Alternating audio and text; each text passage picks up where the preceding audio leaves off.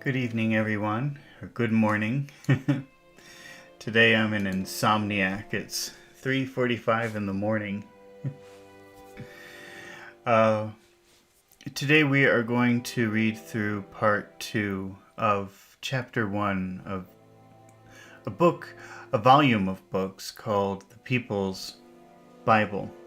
This is just volume 1. I think there are several. I think there might be over 20 volumes.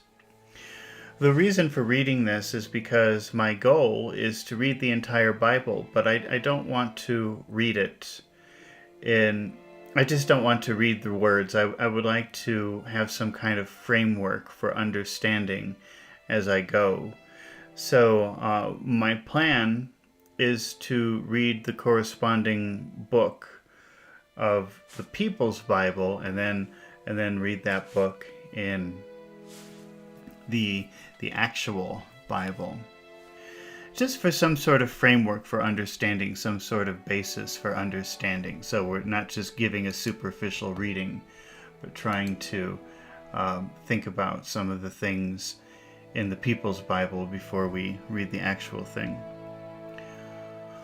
All right, so let's get started. The earlier part was entitled Inspiration, and it was talking about what that word means, or how it's used, or where it comes from, all kinds of things about inspiration. And so today, this part is called the spiritual organ. Not sure what that's supposed to mean, but I guess we'll find out now. The spiritual organ. Any tyro, okay, now we're already in trouble because I have to look up this word tyro, T-Y-R-O. This book, I guess, was written for regular people, but in the 19th century, so sometimes they use words that we don't actually use very much anymore in contemporary English.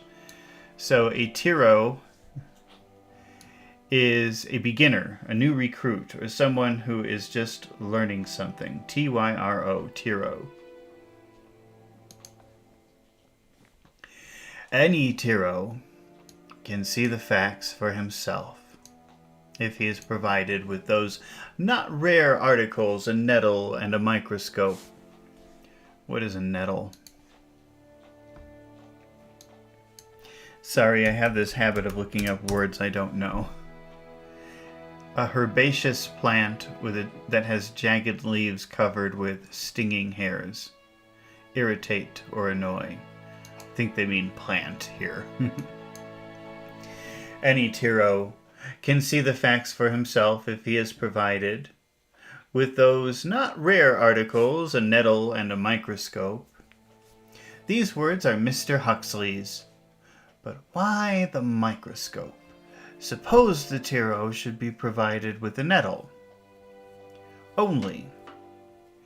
These inquiries point in a direction which materialists are unwilling to pursue in all its bearings and applications.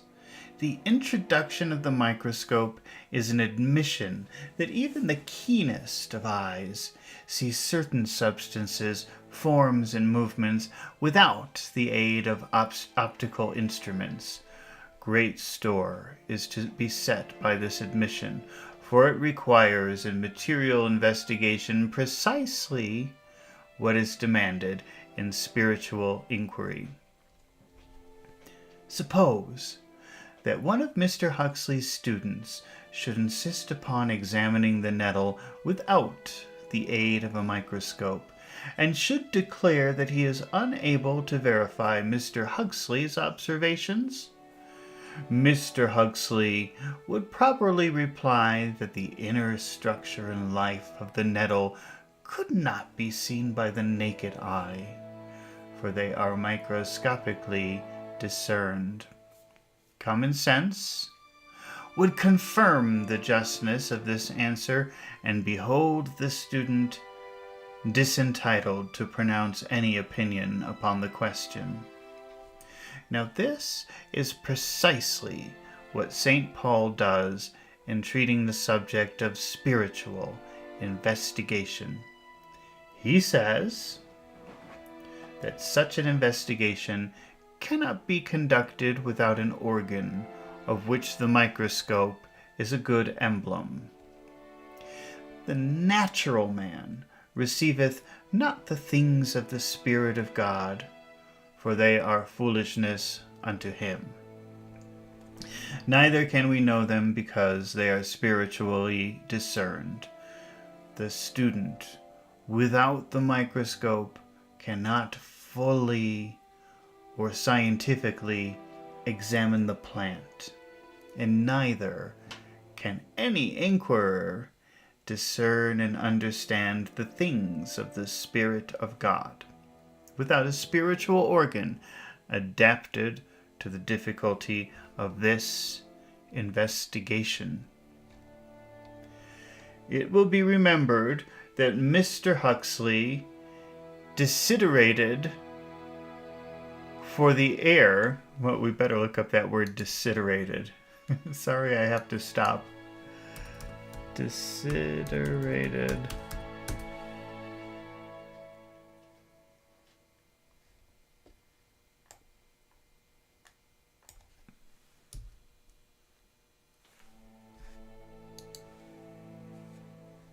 Desiderated, to feel a keen desire for something.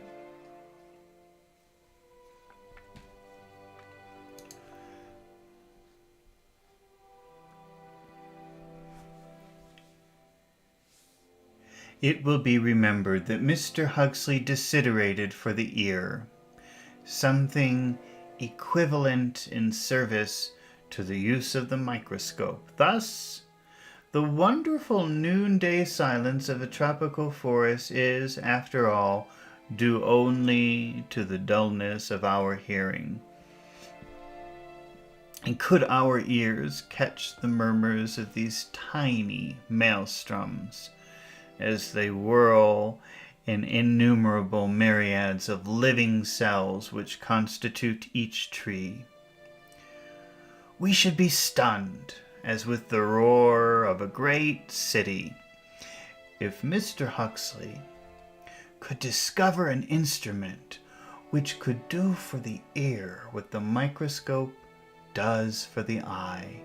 He would be entitled to claim attention to it and to insist that no judgment respecting the air of a tropical forest was of any scientific value that was not formed by the aid of such instrument. This, again, is precisely the ground taken in the Bible. Thus, he that hath ears to hear, let him hear.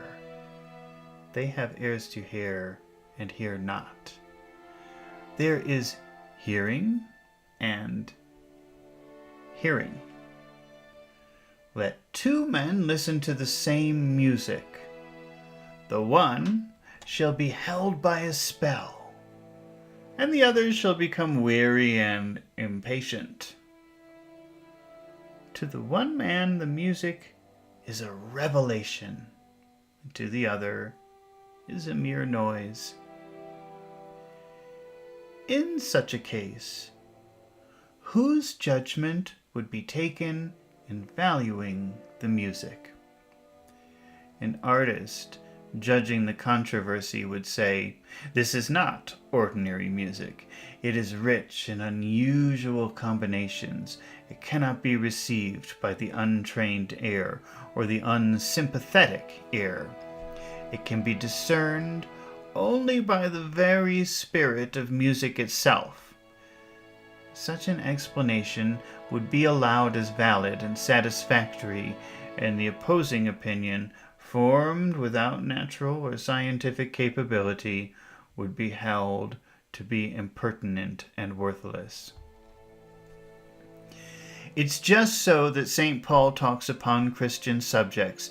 He insists that spiritual things must be compared with spiritual, and that natural man receiveth not the things of the Spirit of God, that such things are actually foolish unto the natural man, so much so that he can neither receive them nor understand them, for they are spiritually discerned. He also explains why the gospel is not seen with equal clearness by all men. If our gospel be hid, it is hid to them that are lost, in whom the God of this world hath blinded the minds of them which believe not, lest the light of the glorious gospel of Christ, who is in the image of God, should shine unto them. And as to his own knowledge of the gospel, St. Paul says, I neither received it from man, neither was I taught it, but by the revelation of Jesus Christ. So steadfastly does he stand to it that a spiritual microscope or organ is needed. He allows natural wit, sagacity. I keep seeing that word sagacity, and I think it means common sense, but let me just confirm. I think I finally remember what that word means. Foresight, discernment, or a keen perception, the ability to make good judgments. Yeah, I think I would say that means common sense.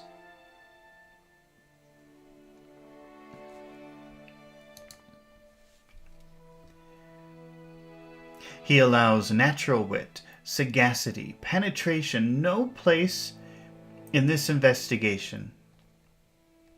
The gift is special. The power comes down from God. It will, of course, be easy to deny St. Paul's authority, but mere denial amounts to nothing. In his turn, St. Paul might deny the authority of musical interpreter and treat with contempt every canon by which painting or eloquence is judged. If we cannot see the organism of a nettle without a microscope, can we see the things of the Spirit of God without special illumination? A man who will not give an opinion about the exact structure of a grass blade without the help of a microscope ought to be the last man to deny the need of a spiritual organon for the interpretation of spiritual realities. Mr. Huxley will reply that the results of microscopic inquiry are self-illustrative and self-proving, but this is a mere accident of the case, arising from the fact that the thing examined is itself visible. But when did a microscope reveal a thought or follow all excitement of a passion? Yet thought and passion are susceptible of intellectual and moral analysis. Men understand each other by common sympathies. The mere mathematician does not understand the poet. Silence and speech may be mutual mysteries. Strangers who never saw each other may prove to be a kindred in soul. Call it sympathy, affinity, spiritual faculty, or what you may. There is the fact that some kind of organon is needed for the fullest interpretation of all life that is marked by depth and richness. St. Paul gives this fact its spiritual application, or its application to the study of spiritual questions. He says there's a witness of the Spirit, a divine shining in the heart, a birth, without which no man can see the kingdom of God. What is there unreasonable in this view, or improbable? What if religion itself be the instrument through which we read the things of the Spirit of God.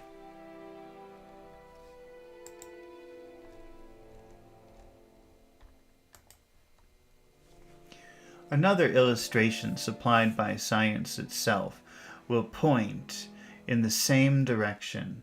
There are two shining surfaces afar off. They are both equally bright. Viewed by the naked eye, there's no difference between them. Now, examine them through a polariscope. Okay, what is a polariscope? I have no idea. Let's see. Polariscope. Oh, it's like a periscope, like in a submarine.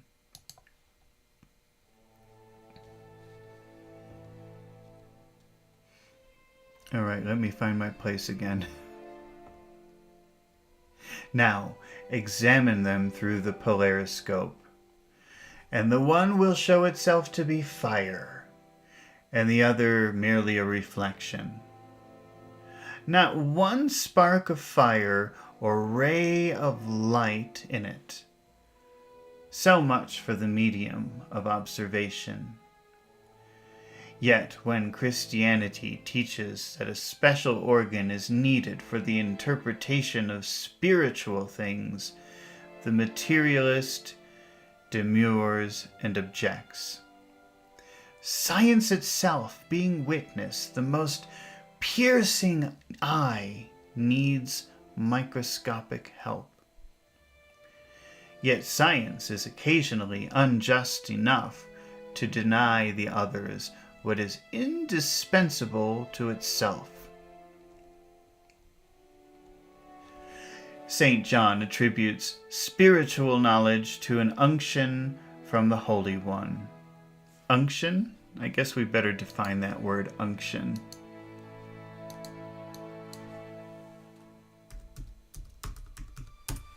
Let's see. Unction, the act of anointing someone with oil or ointment as a religious rite or as a symbol of investiture as a monarch. Wow. I never would have guessed that's the meaning of unction.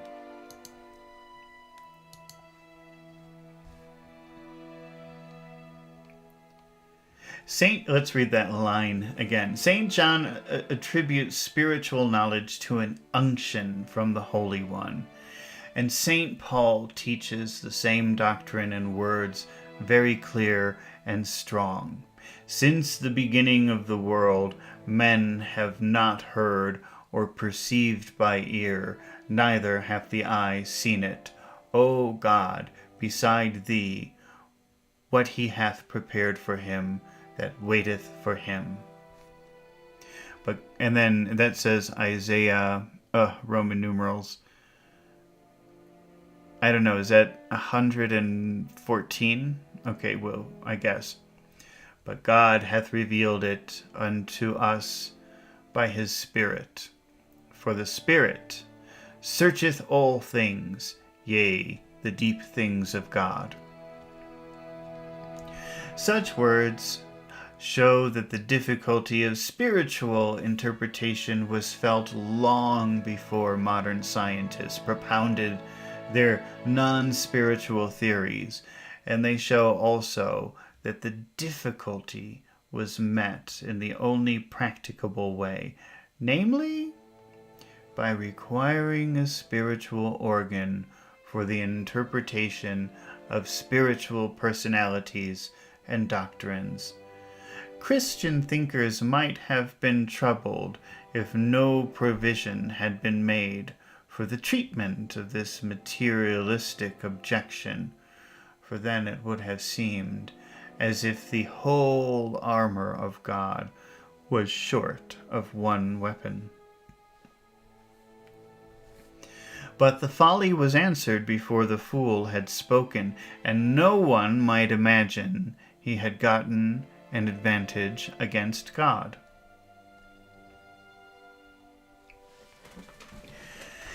It may be difficult to express in one word the nature of this spiritual organ.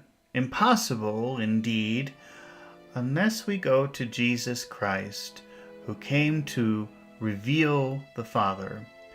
He will give us the universal term.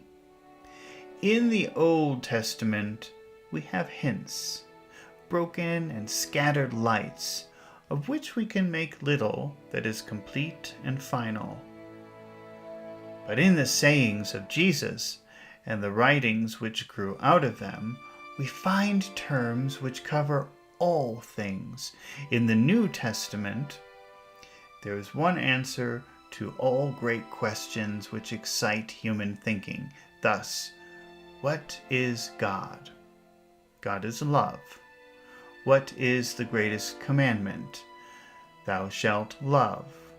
To whom will God reveal himself? He that loveth me shall be loved of my Father, and I will love him, and will manifest myself to him. Love is the universal language. The child knows it, the savage. It blesses the earth.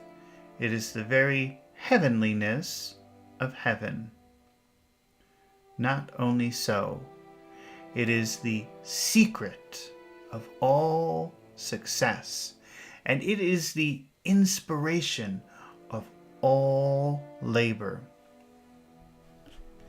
And more so still, it is not only true of Jesus that manifestation follows love, it is equally true of all ordinary things, and therefore presumptively true of spiritual illumination and progress. It may be helpful to the main argument to dwell upon this thought for a moment. To whom will any earnest man most unreservedly manifest himself? To a friend or to an enemy? To a cold critic or a sympathetic listener? Let two of his acquaintances or even kinsfolk be equally intelligent and honest, yet let one of them excel the other in tenderness or appreciativeness, in that one indescribable element which expresses itself in welcome and hospitality, not the welcome of ceremony or the hospitality of bread. And to which of them will he manifest most of his inner life? He will in effect use the words of Jesus Christ. I will manifest myself to him that loveth me. This is the testimony of universal experience. To whom will nature reveal itself? The sea, the hill, the light? To the clown or to the poet? The poet gets something out of the meanest flower that blows. Appreciation creates for itself new heavens and a new earth. The wise listener hears music in the wind, the stream, and the twitter of unfamed birds. What does the clown hear, or the sordid man? Noises without order, tongues unknown and uninterpreted. Nature says precisely what Jesus Christ says. I will manifest myself to him that loveth me. Illustrations are afforded by every aspect of life. We get out of nature and art what we ourselves bring to them. The Royal Academy is a show of colored canvas or a church of lofty and sacred genius, according to the capacity, the sympathy or the reverence of the observer. Any dog may see the canvas, but only a painter or a poet can see the picture. We have here, then, a continuance of the same reasonableness that marked the use of instruments. And in addition, we have a tender graciousness expressed in the fact that the organ is a simple and universal faculty, which every man holds as part of his very manhood, and which he can exercise under all possible conditions of life.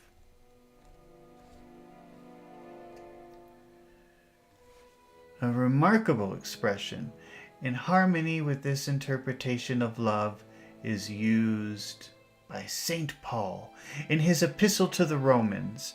The carnal mind is enmity against God. That's one of those words, enmity, where you hear it, but you never, well, at least in my case, you never bother to look it up. Let's see. I think it just means wait, before I look at the definition, and I think it would mean like animosity or conflict. Let's see. A state or feeling of being exactly opposed to or hostile to something.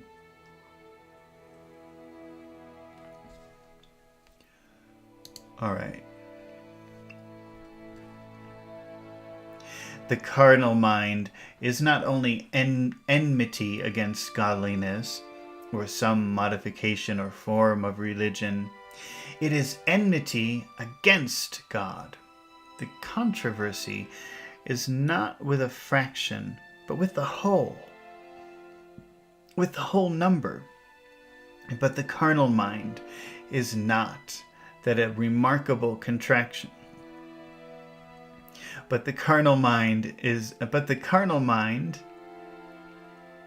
not.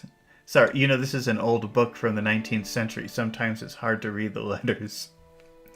But the carnal mind is not that a remarkable contradiction in terms? Carnal mind, contradiction.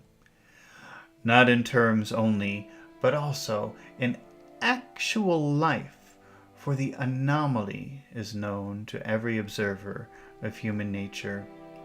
Mind may be so overpowered by the gratification of animal appetites as to become the minor quantity in manhood.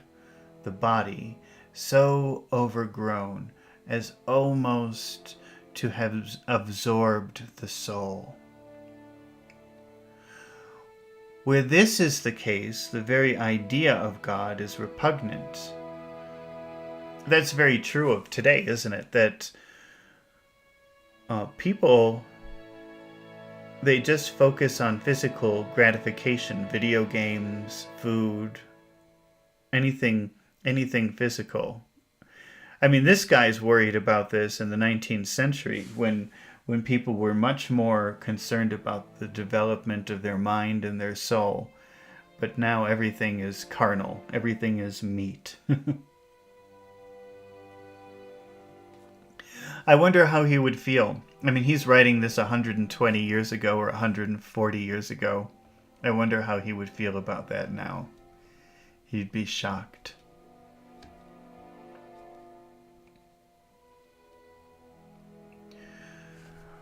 Where this is the case, the very idea of God is repugnant because that idea necessitates government, discipline, responsibility, all of which again are founded upon absolute and infinite holiness. Such a mind is at perpetual enmity against God. It is not subject to the law of God, carrying the ideas of government, discipline, and responsibility. Neither indeed can be. They that are in the flesh cannot please God. The world cannot receive the Spirit of truth, because it seeth him not, neither knoweth him. More than the gratification of bodily appetites is involved in being in the flesh, of having the carnal mind. Self-gratification is a wide term. It is interchangeable with self-trust, self-sufficiency, self-completeness, or self-idolatry. Such selfhood always exists in the exclusion of spirituality. It is enmity against God. And properly understood, it is enmity against human nature and against society. Boy, am I glad I decided to define that word enmity. I didn't realize he would be using it in every line. The reasonableness of this ought to be acknowledged by scientists, even of the most irreligious class. For the moment they touch any medium or instrument of observation, they acknowledge their own incompleteness and their consequent need of help. The self-satisfied mind is enmity against science as much as against religion. It declares its own sufficiency, and by so much it declines offers of illumination or advancement. St. Paul, therefore, was stating a universal truth when he said that the carnal mind is enmity against God. Docility is one of the first conditions of improvement, but docility and self-sufficiency are incompatible. There is a controversy between them, and according to the settlement of that contention will be the spirit and character of the future man. From these observations, it will be seen in declining the leadership of the materialists, we justify ourselves by denying their qualification to judge spiritual questions. Intellectual vigor as applied in one direction accounts for nothing in such qualification. Having eyes, they see not. Having ears, they hear not. Having hearts, they do not understand.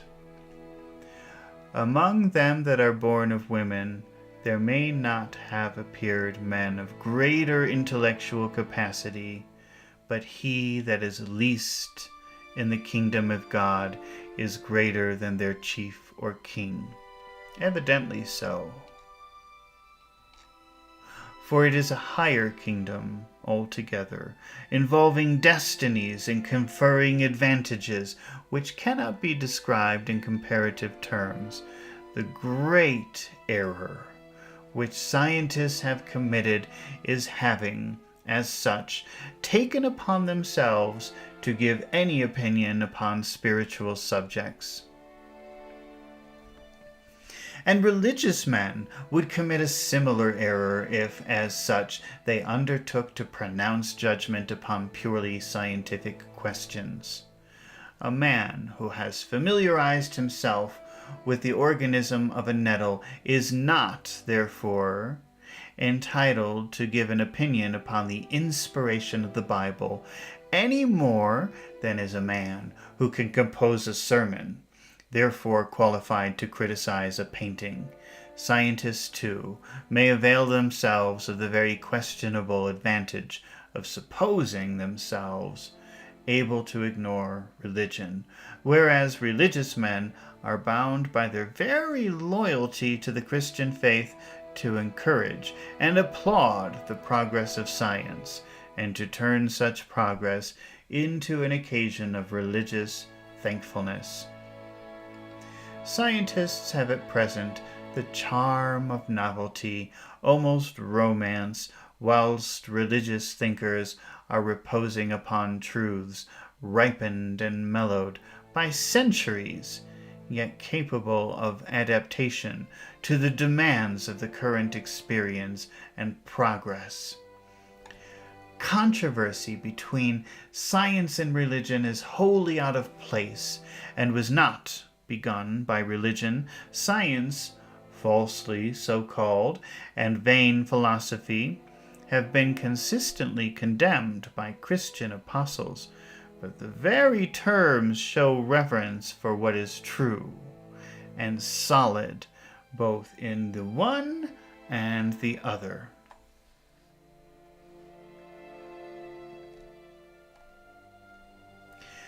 Probably that controversy will not be allayed until the relationships are distinguished from the dogmas of religion and science be adjusted.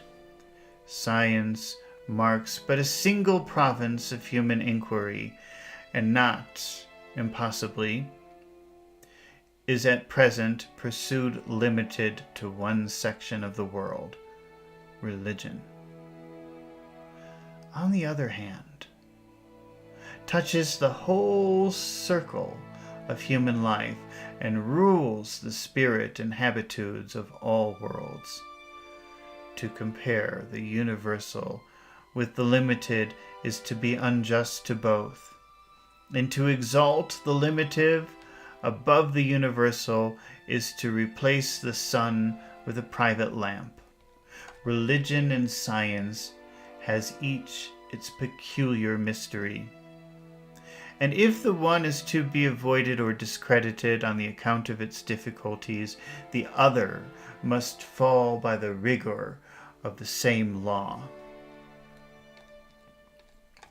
In his Synthetic Philosophy, First Principles, Mr. Herbert Spencer concludes with an elaborate and able chapter on ultimate religious ideas, with a remarkable suggestion bearing upon this argument. Having expounded a good many theories and shown the insufficiency of a good many hypotheses, he says, "Thus the mystery which all religions recognize are to be far more transcendent mystery than any of them suspect, not a relative but an absolute mystery. The power which the universe manifests to us is utterly inscrutable." In a theologian, this tone would have been regarded as dogmatic. Certainly, its modesty is well hidden by its decisive vigor. But is the doctrine true? So far as the Bible is concerned, it is not true that the absolute inscrutableness of the power was unsuspected. On the contrary, it is affirmed in manifold terms, and specially declared by Jesus Christ. "No man knoweth the Father, save the Son. No man hath seen God at any time. No man can see God and live."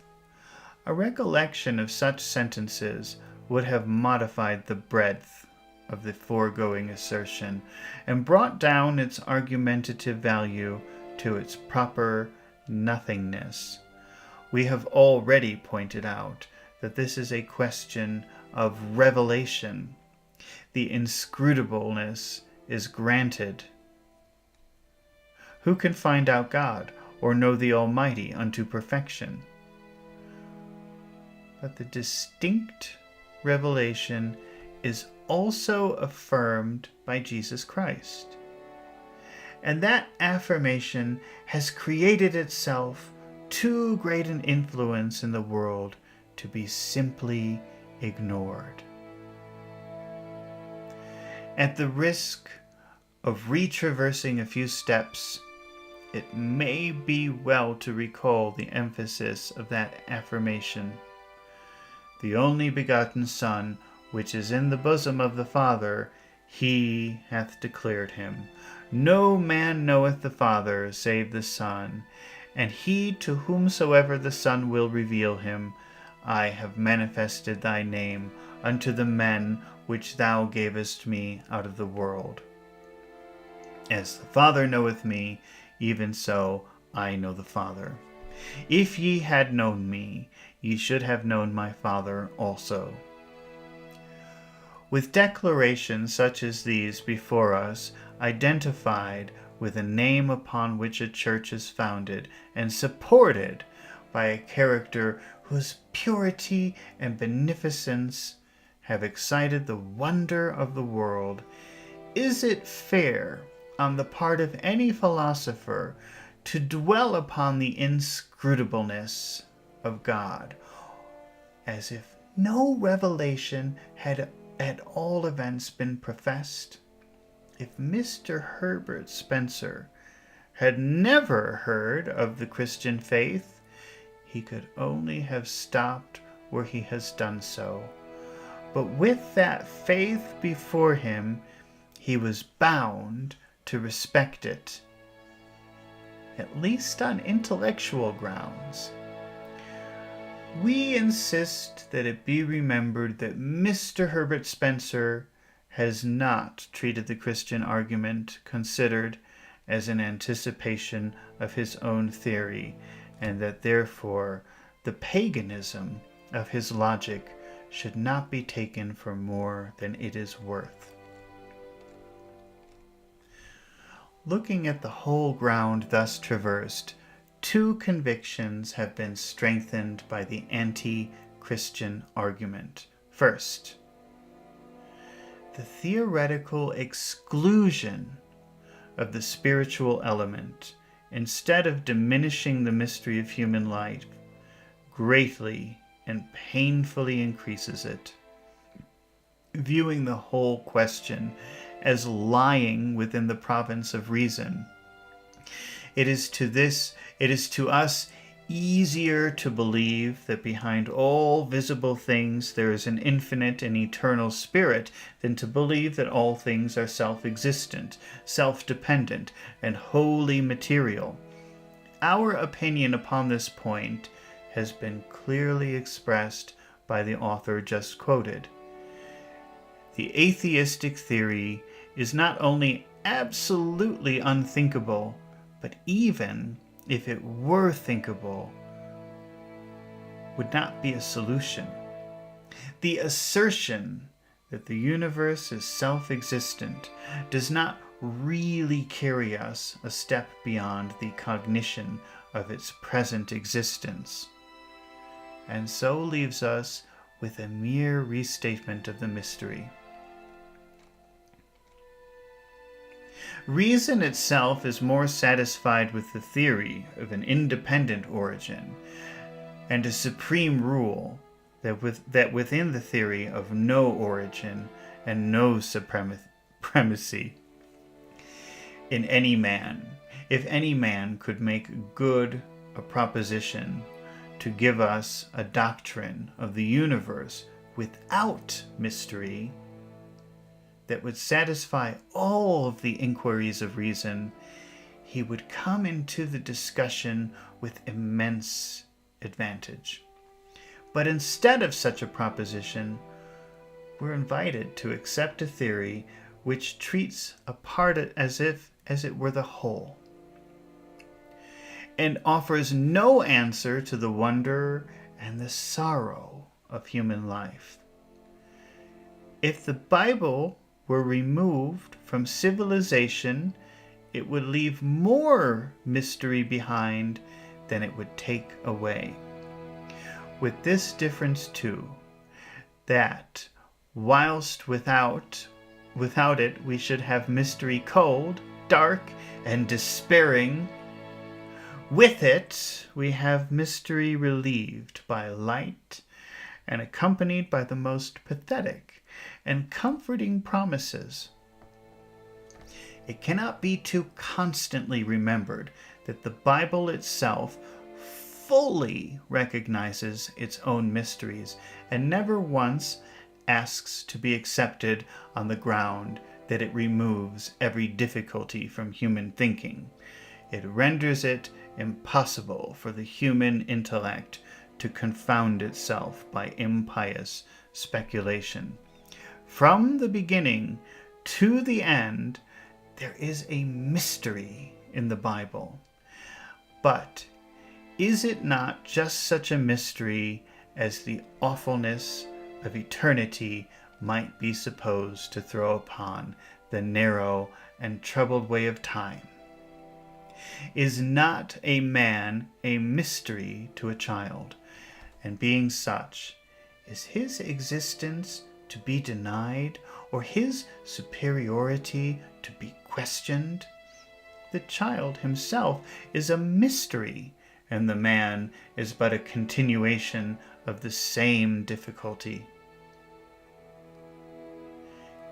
There's a mystery that is natural and proper, even necessary, so to say, and there may be a mystery which is simply arbitrary, or a mystery to those only who refuse to avail themselves of proffered light. Is there any monotony so intolerable as life would be without mystery? Every day brings its own secret, and the surprise of the coming hour is often its keenest joy. Properly understood, it may be that a mystery is but a longer word for mercy. We are drawn forward by the mighty and often gracious power of the unknown. What is beyond the next curve on the road? May not tomorrow open our prison door? By such questioning is melancholy kept at bay, and weakness preserved from despair. All our life is set in mystery. From cradle to grave, education, enterprise, art, wit, poetry are all caught in the same cloud, a cloud often dark, yet with fringes of light and rents through which the blue is seen. Reduce the universe to a self-existence, self-ruling and self-terminating machine, and still there will remain the mysteries. How came it to be? By what means is it kept together? How did we come into it? What is the final appeal of the right against the wrong? And what is there, if anything, beyond death? Materialism is deficient in compass. It cannot comprehend the whole case. Its analysis of a leaf is admirable, but it is lost amidst the secrets of the heart. It creates more mysteries than it removes, and in the long run, it aggravates itself into the greatest mystery of all. Second, the non-spiritual argument has strengthened the conviction that any creed which discourages the pure aspirations or destroys the honorable hopes of mankind is presumptively untrue. It will not be denied that in the human heart there's a pleasing hope, a fond desire, a longing for immortality. This aspiration brings the most elevating and chastising influences to bear upon human thinking and human activity, and is, on that account, likely to be the expression of a profound spiritual reality. Its extinction would not only leave a great void in the heart. It would also remove encouragements and restraints which are needful in the highest development of strength and the most healthful discipline of character. Granted that goodness should be valued and pursued for its own sake, yet goodness itself is impaired alike in quality and in quantity by being withdrawn from the infinite relationships and bearing which are recognized by Christianity. It is degraded within measurable and even variable limits, and is in danger of being treated with cunning manipulation and used for selfish purposes. Not only so, immunities are granted to vice, so long as it is wily enough to escape the clutches of the law.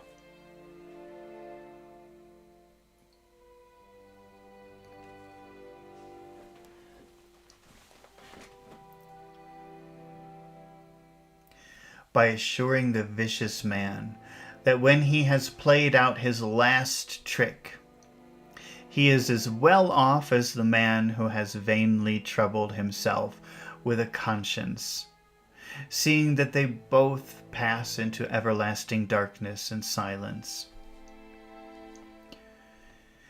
If in the common affairs of life men are moved by hope, it is but a fuller application of the same law which is found in the influence of Christian aspiration, the one being the limited and the other the unlimited term.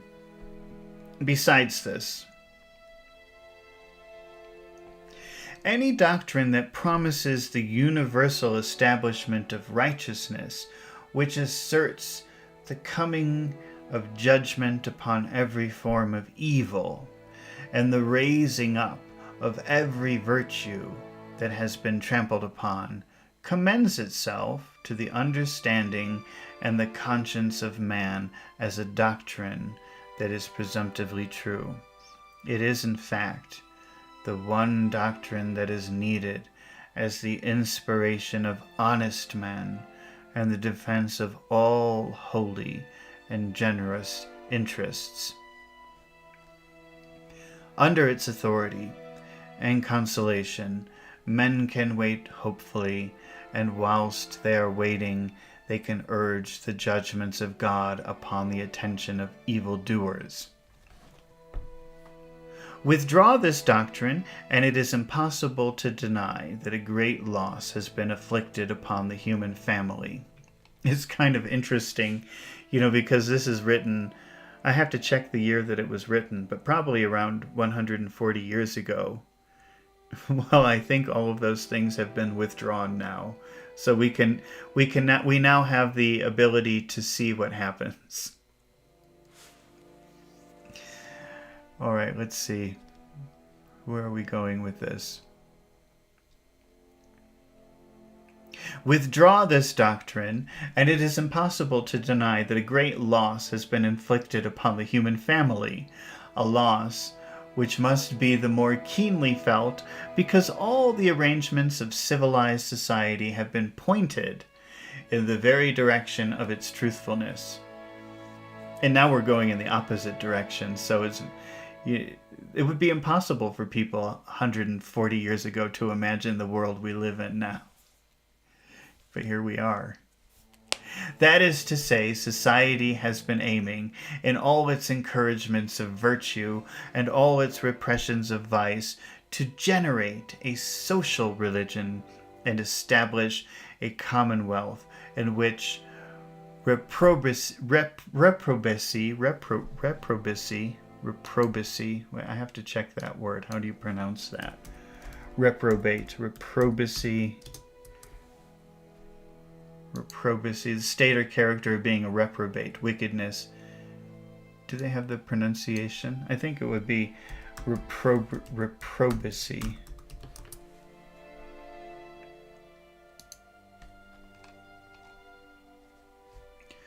No, they just have these stupid videos that pretend like they're going to pronounce it, and then they don't. Reprobacy. Reprobacy, yeah, something like that. Okay.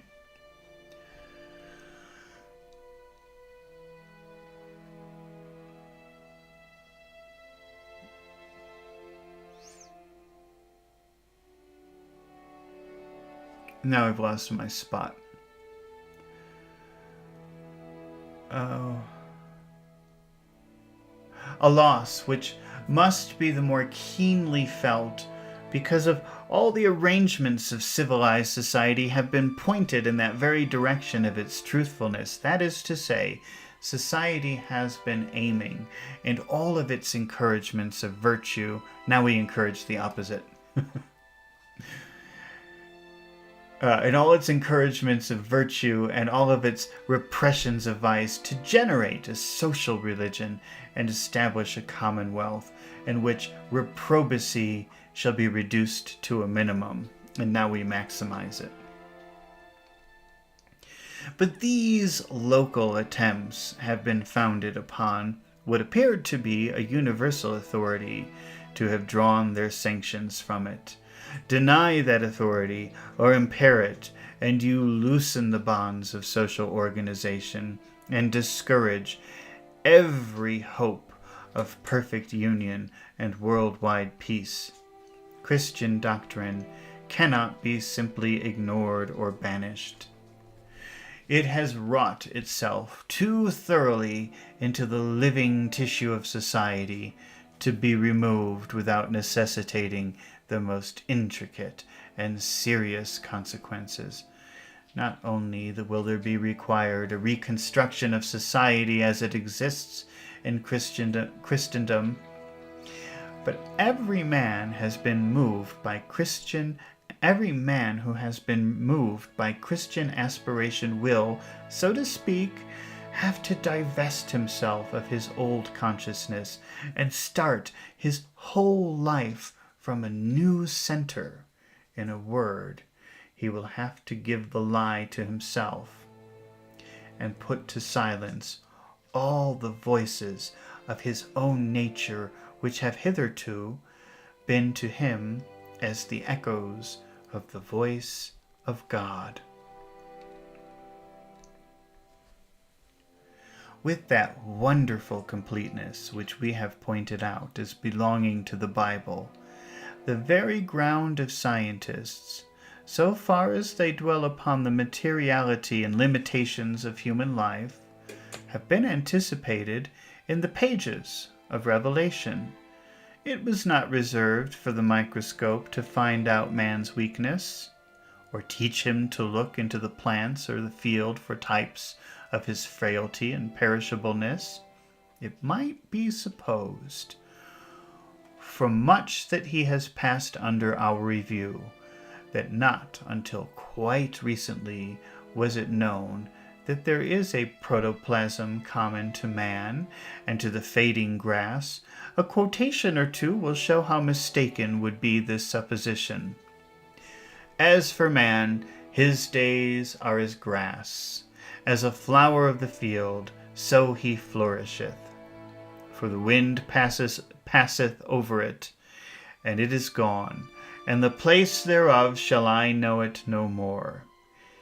He cometh forth as a flower, and is cut down. We all do fade as a leaf.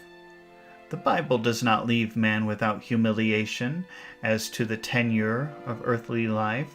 The Lord knoweth our frame. He remembereth that we are dust. He remembered that they were but flesh, and the wind passeth away and cometh not again. What is your life?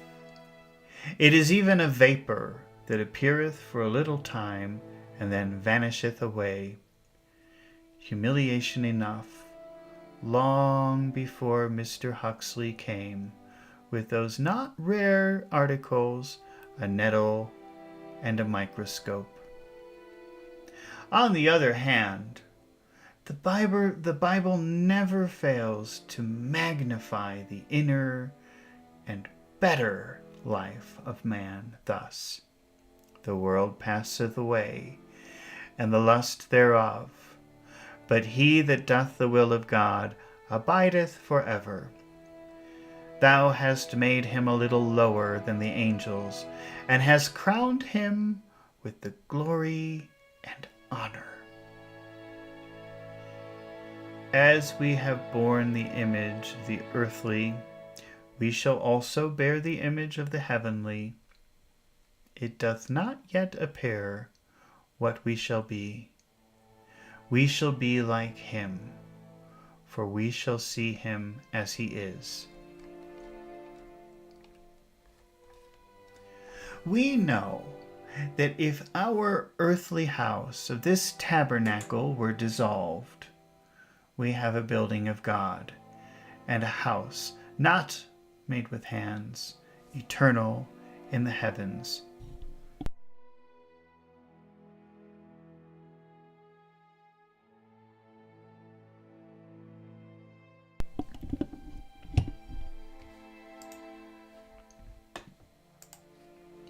Dr. Tyndall, whose writings cannot be read without the highest advantage, does indeed allow that something more than pure materialism is needed to meet the whole circle of human want. With great beauty, he says, "The circle of human nature is not complete without the arc of feeling and emotion. The lilies of the field have a valley for us beyond their botanical ones. A certain lightning of the heart accompanies the declaration that Solomon, in all his glory, was not arrayed like one of these. The sound of the village bell, which comes mellowed from the valley to the traveler upon the hill, has a value beyond its acoustical tone. The setting sun, when it mantles with the bloom of roses, the alpine snows, has a value beyond its optical one. Round about the intellect sweeps the horizon of emotions from which all our noblest impulses are derived. Yet, in the face of these admissions, Dr. Tyndall would, unless we greatly misinterpret his meaning, take special care to exclude theology as a possible help to the full satisfaction of human nature. It is not to the theologian, but the poet, that he extends the hand of welcome. I think the poet will have a great part to play in the future of the world. To him it is given for a long time to come to fill those stores which the recession of the theologic tide has left exposed. To him, when he rightly understands his mission and does not flinch from the tonic discipline which it assuredly demands, we have a right to look for that heightening and brightening of life which so many of us need. He ought to be the interpreter of that power which, as Jehovah, Jove, or Lord, has hitherto filled and strengthened the human heart. Such an admission has meaning in it, and hope, notwithstanding the dislike, latent rather than fully expressed, of theological study and suggestion. There are not wanting men whose intellectual power Dr. Tyndall himself would be the first to recognize and honor, who believe that the poet has already come with the interpretation and the solace. What if they be right? Dr. Tyndall is longing for a poet. Other men whom he would call great and good think that in Jesus Christ they have found the interpreter of that power which has been named Jehovah, Jove, or Lord. Certainly, Jesus called him by the name of Father, and spoke much of his love and care. No tenderer words were ever spoken, no deeper words were ever challenged intellectual attention. As for noble deeds, his life is full of them.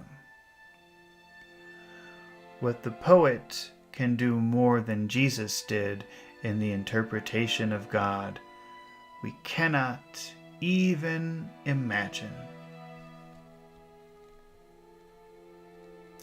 When he blessed little children and gave lost women a new beginning in life, when he brought the prodigal home and delivered the poor from the spoiler, and did all this as the will of his Father, it is not even to be wondered at that some bruised and despairing hearts should have taken him as their poet, their teacher, and their Lord. It seemed as if he was the very refuge which men needed, and a very pleasant help in time of trouble. His voice always sounded as if it might have been God's own. There was so much pathos in it, so much real loving kindness, and such a sounding of something afar off and unknown. Possibly, too, those outcast women may have seen further that some proud thinkers, and have known through their very sin and its mortal pain more of Christ's real nature than could ever be known by self-righteousness and supposed infallibility. Shall we then cast off this man thoughtlessly and bear our sorrow in darkness until a poet come with new songs and unheard rhythms? The question is serious enough, and much may depend upon the answer. We believe that poets will come generation after generation until the end of time, but who have no hope that any of them will call God by a tenderer name than Father, or propose a higher obedience than purity and love.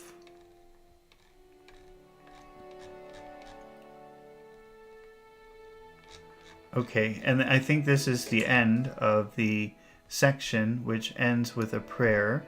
So we'll read the prayer now.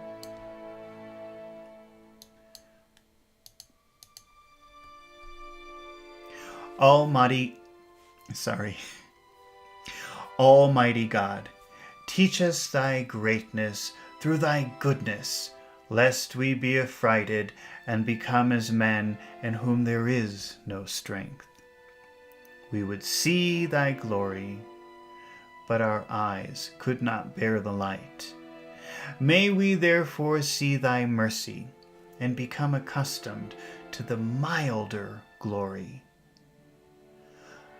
Show us that thy pity is great, and that thy love itself is glorious, and thus, little by little, as we're able to bear it, do thou continue and complete the revelation of thyself to our wondering and grateful hearts.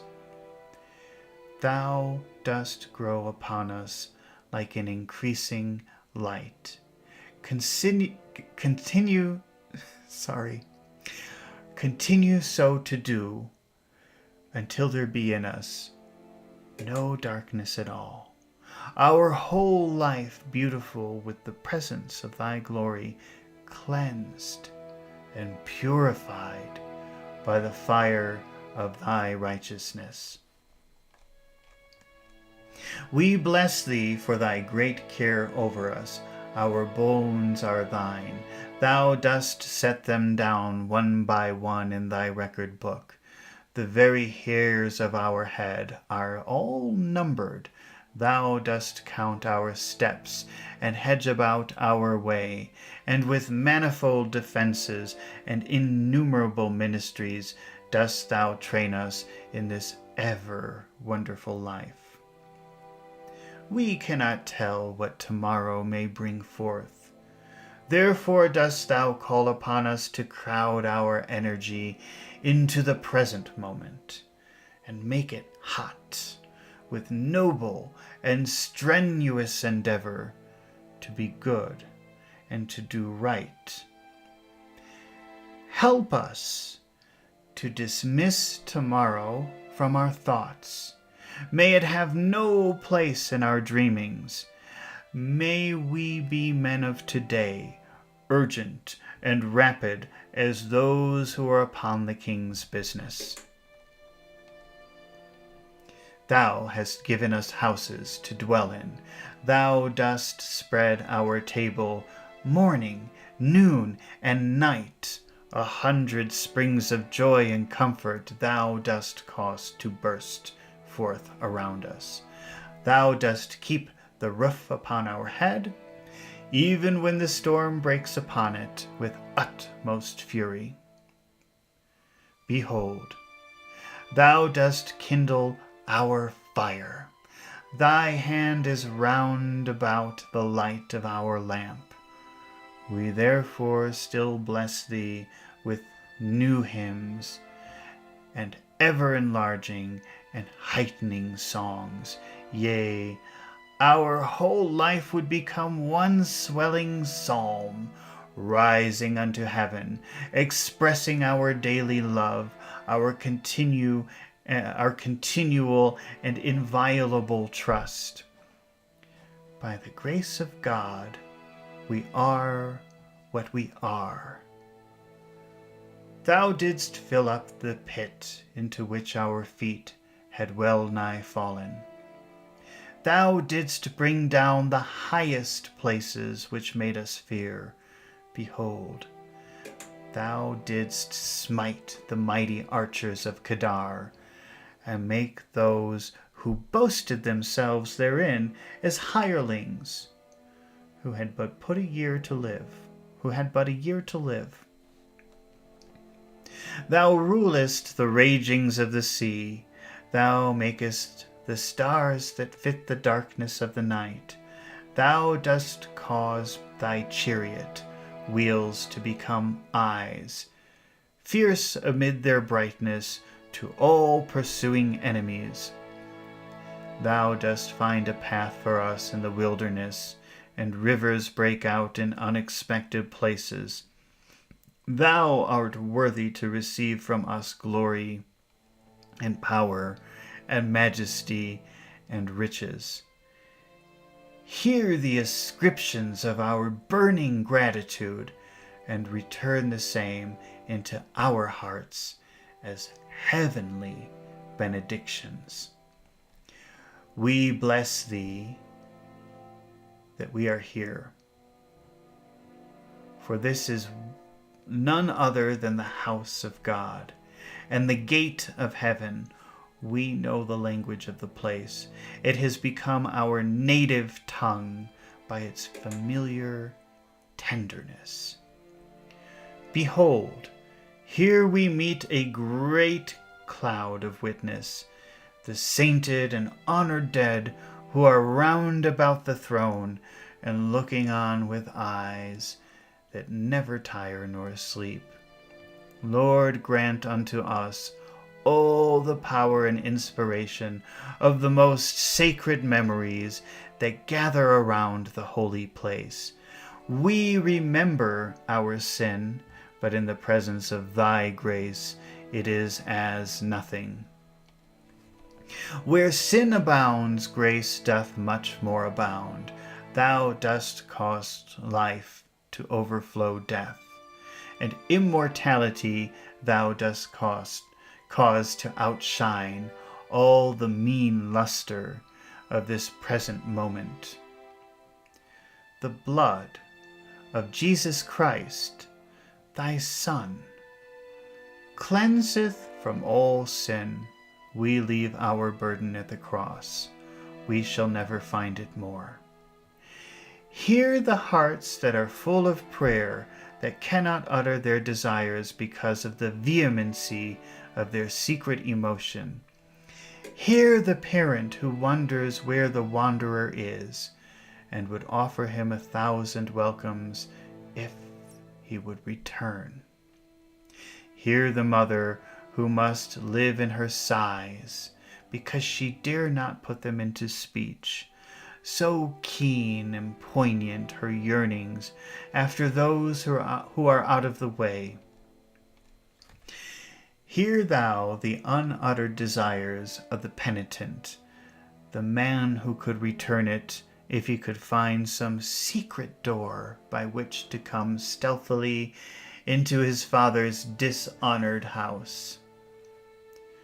Find such a way for him thyself this very day, and make this the birthday of his soul, the beginning of a blessed immortality. Hear us for our loved ones who are sick.